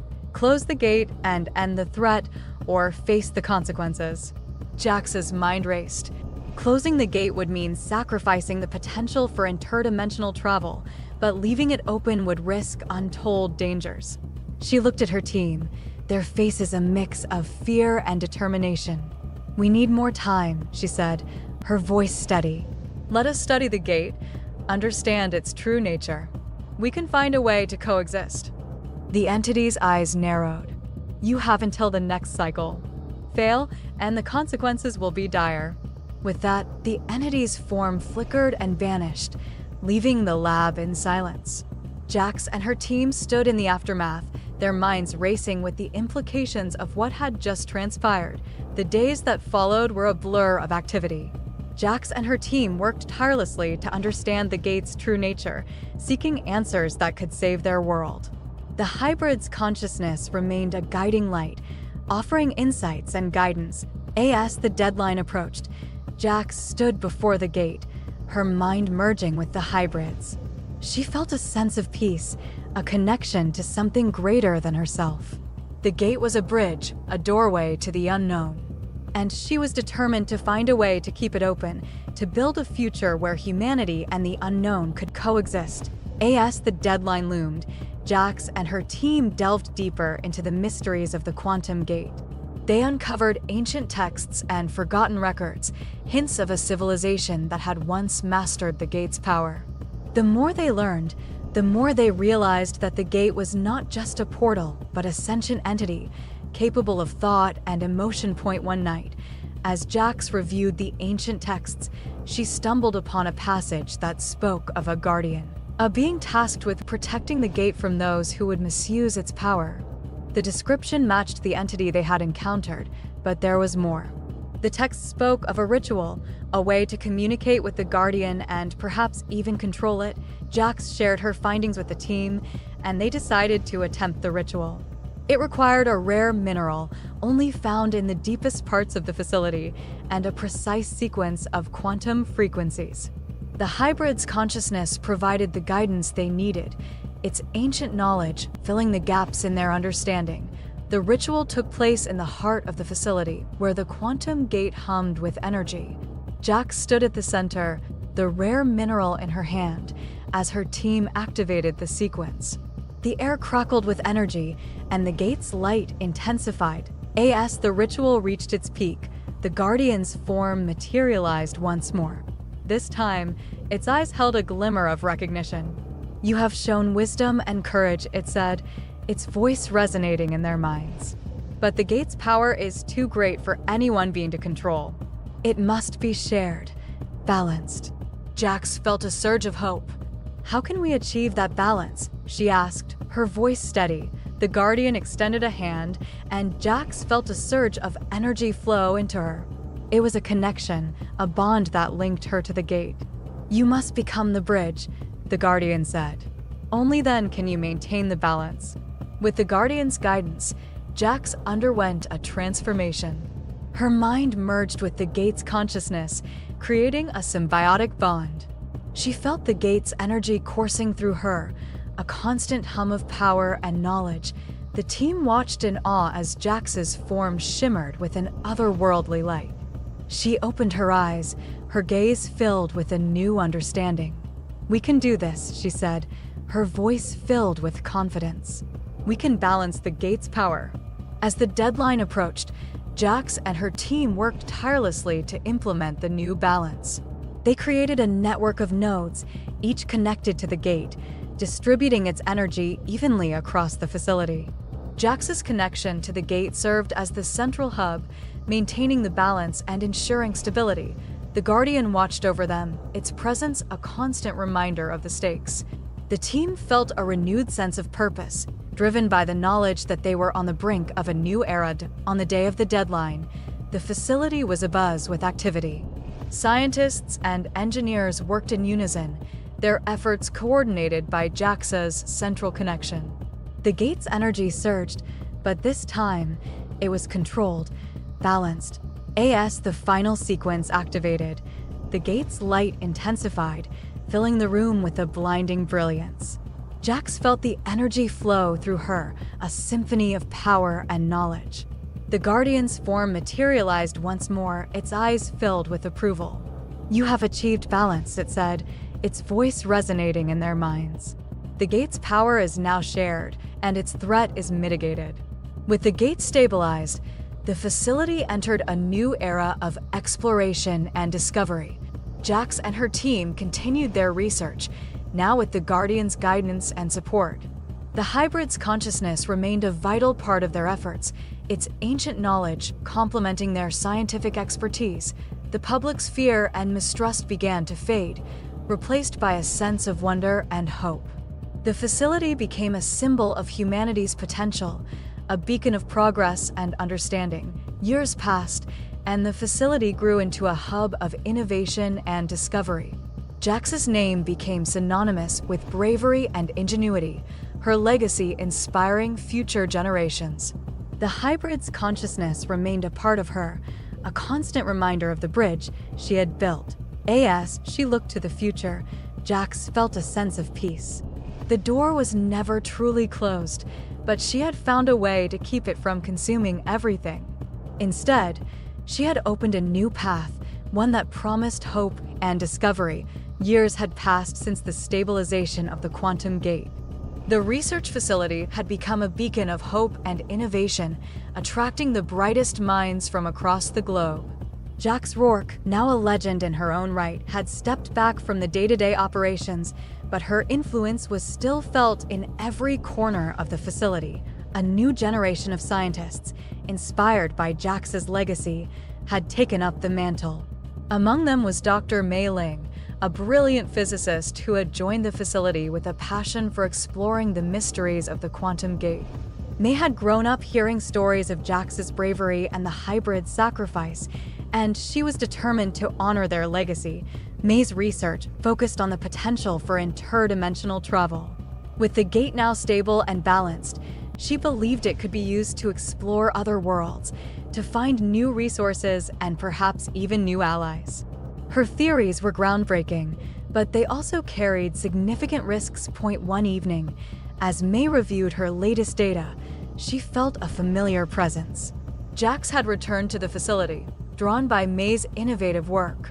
She stood in the doorway, her eyes filled with a mix of pride and caution. "You're pushing the boundaries," Mei, Jax said, her voice steady.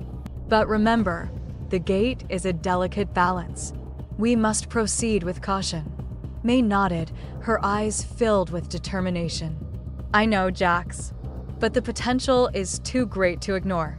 Imagine what we could learn, what we could achieve. Jax smiled, a glimmer of her old fire returning. I believe in you, May. Just make sure you're ready for whatever comes. With Jax's guidance, May and her team prepared for the first interdimensional journey. The facility buzzed with excitement and nervous energy. The hybrid's consciousness, now a part of the facility's mainframe, provided crucial insights and support. The day of the journey arrived, and the entire facility gathered to witness history.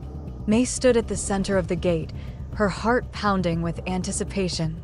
Jax stood beside her, her presence a source of strength.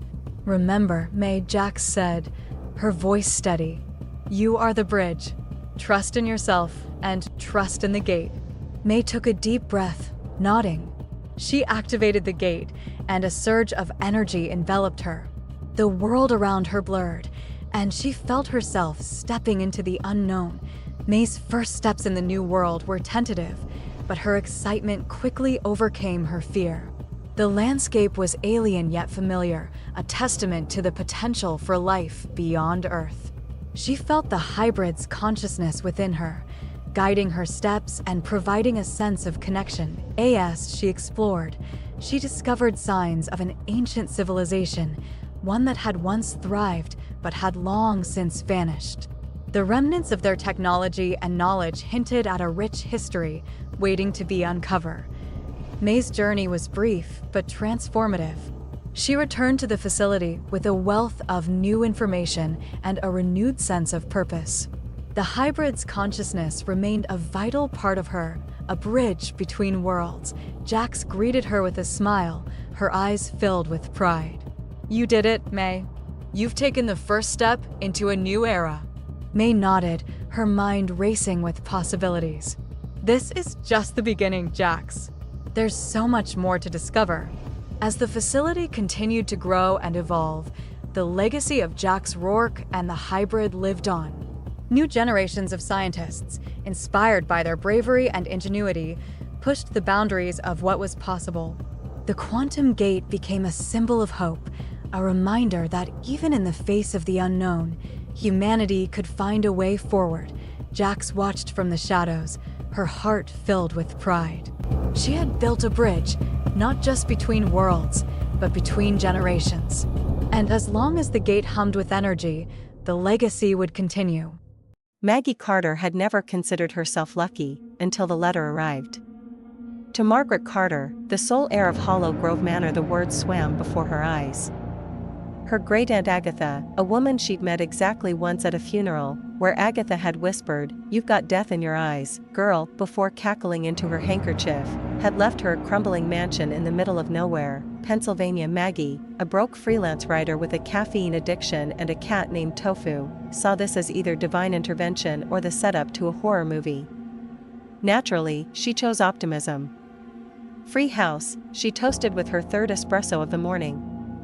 Tofu meowed in agreement, or possibly protest. 3 days later, Maggie stood in front of Hollow Grove Manor, her enthusiasm waning. The house loomed like a rotten tooth against the gray sky, its windows dark and accusing. The realtor, a twitchy man named Gary, had handed her the keys and sprinted back to his car like he was being chased. Charming, Maggie muttered, stepping onto the creaking porch. The door groaned open before she could even use the key grate. Either the world's worst locks or a ghost with excellent manners. Inside, the air was thick with dust and the unmistakable scent of mildew and regret. The walls were lined with portraits of grim-faced ancestors, all judging her life choices. A grand staircase spiraled upward, its banister splintered like it had been clawed up by something desperate. Maggie set down her bags. "Okay, house. Let's get one thing straight, I'm not here to be scared. I'm here to flip you and buy a lifetime supply of oat milk lattes." Somewhere deep in the house, something laughed. Maggie had planned to sleep in one of the less terrifying rooms, preferably one without a portrait of a child whose eyes seemed to follow her. She'd chosen a small bedroom on the second floor, which only had minor bloodstains on the rug. She hoped it was wine. Tofu, however, had other plans. The moment Maggie set up her air mattress, the cat arched his back, hissed at nothing, and bolted under the bed. "Oh, come on," Maggie groaned. "You're a cat. You're supposed to eat ghosts or whatever." A cold draft slithered through the room, extinguishing her lantern. The shadows stretched unnaturally long, and the air grew thick with the scent of roses and something metallic. Then, the whispers started. "Maggie," she froze. "Okay, that's not funny. Gary? If this is a prank, I'm not tipping you." The closet door creaked open. Inside, a pale hand curled around the frame. Maggie's survival instincts kicked in, specifically, the scream and throw things instinct. She grabbed the nearest object, a porcelain doll that definitely hadn't been there before, and hurled it at the closet. The hand retreated with an indignant ow. "Silence," Maggie exhaled. "All right.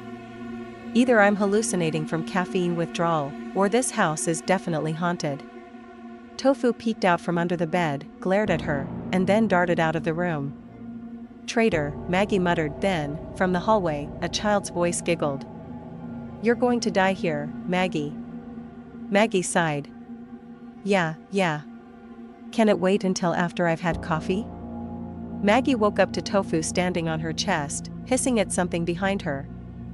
"Okay, buddy, if this is about a spider, I'm gonna need you to." She turned. A woman in a tattered Victorian dress stood at the foot of the bed, her hollow eyes fixed on Maggie. Her mouth stretched into a grin far too wide for a human face. Maggie screamed. The woman screamed back, a high, mocking screech, then vanished into thin air. Tofu gave Maggie a look that said, "I told you so." "All right, new plan," Maggie muttered, throwing off the covers. "We're figuring out what the hell is going on in this house." Downstairs, she found a study lined with mildewed books and a desk that looked like it had been ransacked by a poltergeist. Buried under a stack of yellowed newspapers was a leather-bound journal titled The Truth of Hollowgrove in shaky handwriting. "Bingo," Maggie said, blowing dust off the cover. The journal belonged to her great-aunt Agatha, who had apparently spent the last 40 years documenting the manor's unquiet spirits. According to the entries, Hollowgrove was built on land once used for witch trials, cliché, but okay. The original owner, Ezekiel Hollow, had dabbled in the occult and, big surprise, opened a door he couldn't close. "The dead walk here," Agatha had written. "They hunger. They remember. And they do not like guests." Maggie flipped to the last entry, dated the day before Agatha's death. "I've seen her. The woman in the walls. She's coming for me. Maggie, if you're reading this, run." Maggie snorted. "Too late, Auntie." A floorboard creaked behind her. She turned slowly. The Victorian woman was back, now standing inches from her face, her breath smelling of grave dirt and peppermint. "You're rude," the ghost hissed. Maggie threw the journal at her. It passed right through, hitting a vase that shattered dramatically. The ghost gasped. "That was antique. Then haunt a museum."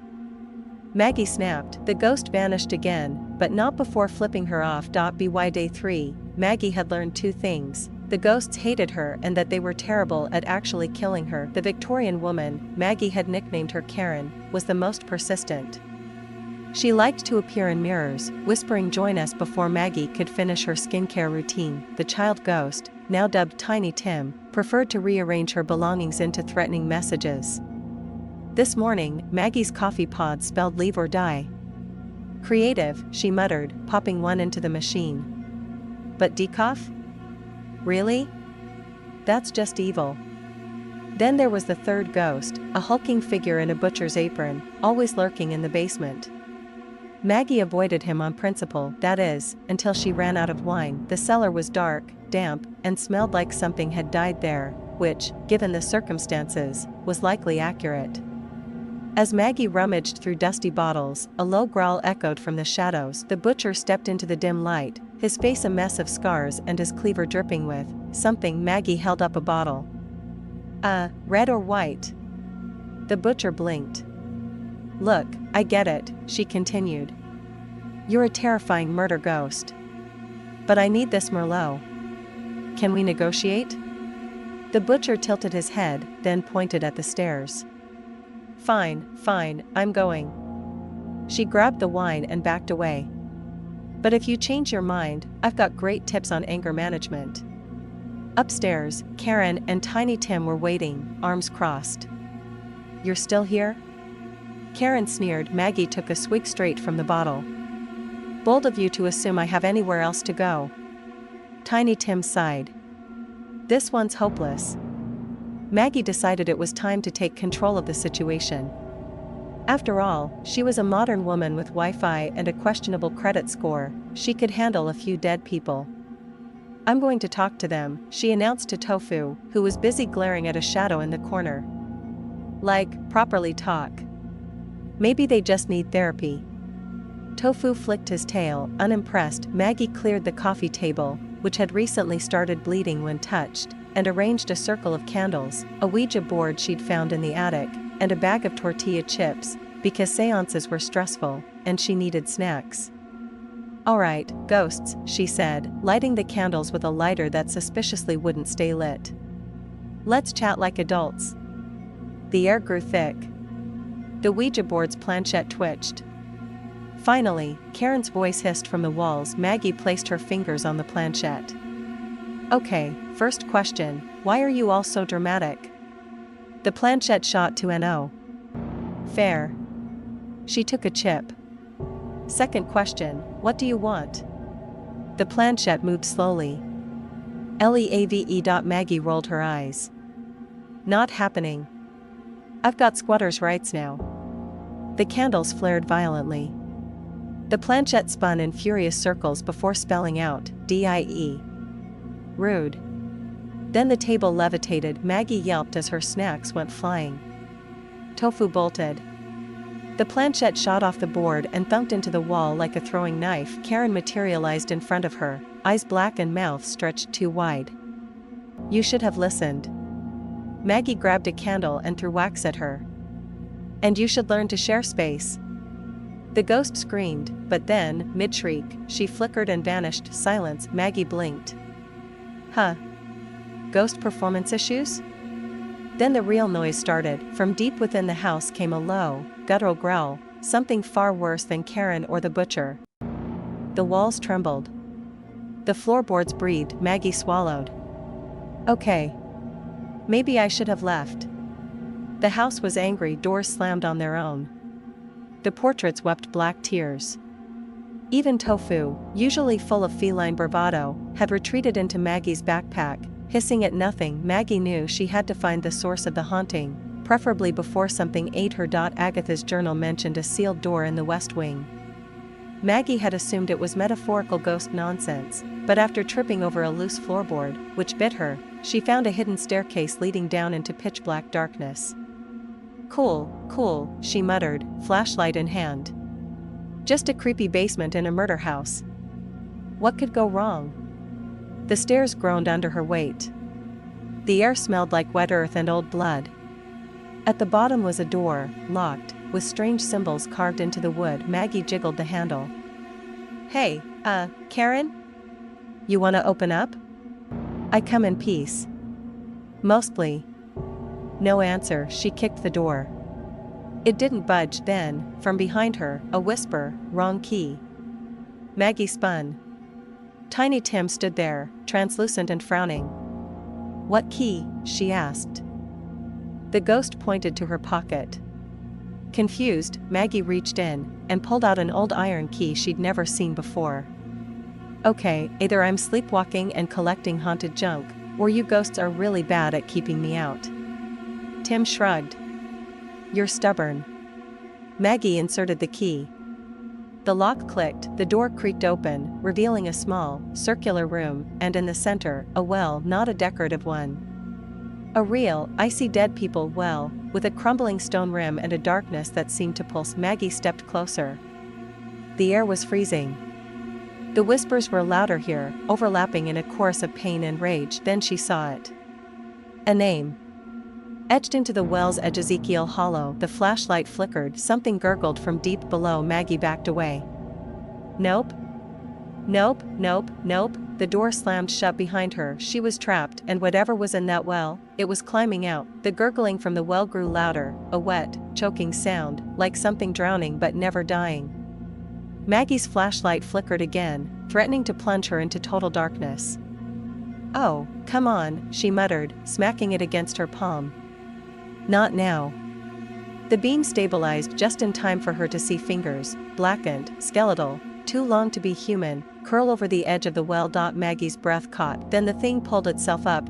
It was a grotesque mockery of a man, its body bloated and rotting, its jaw unhinged like a snake's. Its hollow eye sockets fixed on her, and when it spoke, its voice was a chorus of the damned. "Maggie Carter." She stumbled back, hitting the door. Locked. Of course it was locked. "Okay, listen," she said, voice shaking only slightly.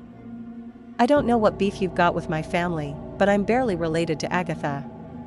Like, genetically, I'm basically a stranger." The thing, Ezekiel, let out a sound that might have been laughter. It dragged itself forward, leaving a trail of black sludge. "You are blood. And blood pays." Maggie's mind raced. The door wouldn't budge. The flashlight was her only weapon, and she doubted whacking this thing with it would do much. Then she remembered Agatha's journal. She fumbled in her pocket, pulling out the crumpled pages she'd stuffed in there earlier. Flipping frantically, she scanned the entries. "Ezekiel cannot cross salt," she read aloud. Ezekiel paused. Maggie grinned. "Oh, you motherfucker." She dumped her emergency snack stash, a bag of pretzel salt, onto the floor between them, drawing a shaky line. Ezekiel hissed, recoiling like a vampire facing garlic. "Tricks," it snarled.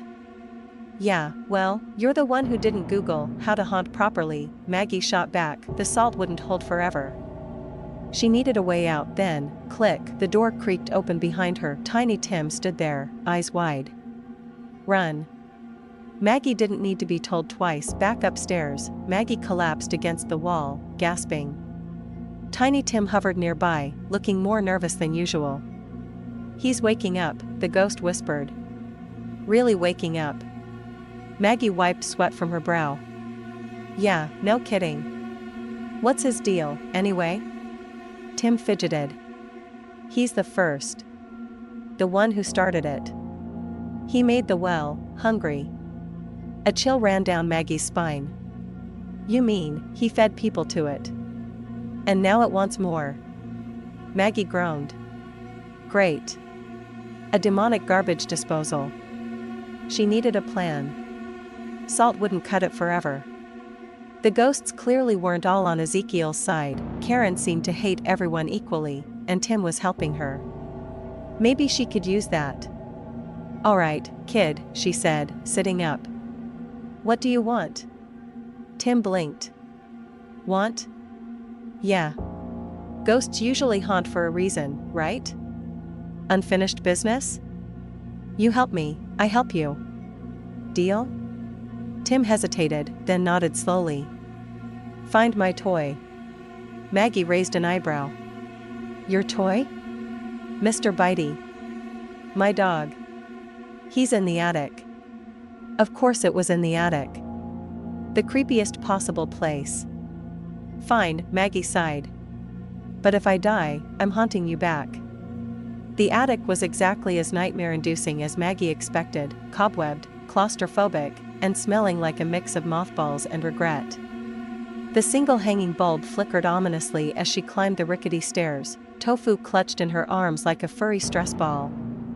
"You're a predator," she reminded the cat. "Act like it." Tofu sneezed. Tim's ghostly form wavered ahead of her, pointing to an old cedar chest tucked beneath the eaves. "There."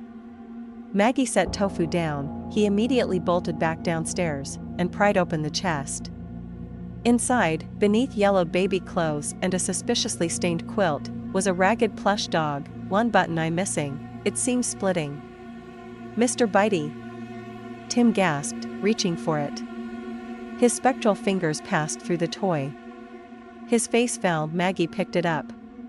The moment she did, the attic shifted. The walls groaned, the temperature plummeted, and suddenly she wasn't alone. Dozens of ghostly children materialized around her, their hollow eyes fixed on the toy. "You found him," whispered a girl with braids. "We've been looking forever," murmured a boy missing half his face. Maggie's grip tightened on the plush. Y'all also lost toys?" "No," Tim said quietly. "We are the lost toys." A beat. Maggie's stomach dropped. "You mean Ezekiel fed the naughty ones to the well," the girl finished. "But we didn't stay down there." Maggie's horror was interrupted by a sudden thud from below. The house shuddered. "He's coming," Tim said urgently. Another thud. Closer. Maggie stuffed Mr. Bitey in her hoodie pocket. "Okay, change of plans. How do we end this?" The ghost children exchanged glances. Then, in unison, burn it. Maggie stood in the foyer, surrounded by ghosts, Karen, the butcher, Tim, the children, all watching as she poured the last of her emergency vodka over Ezekiel's portrait.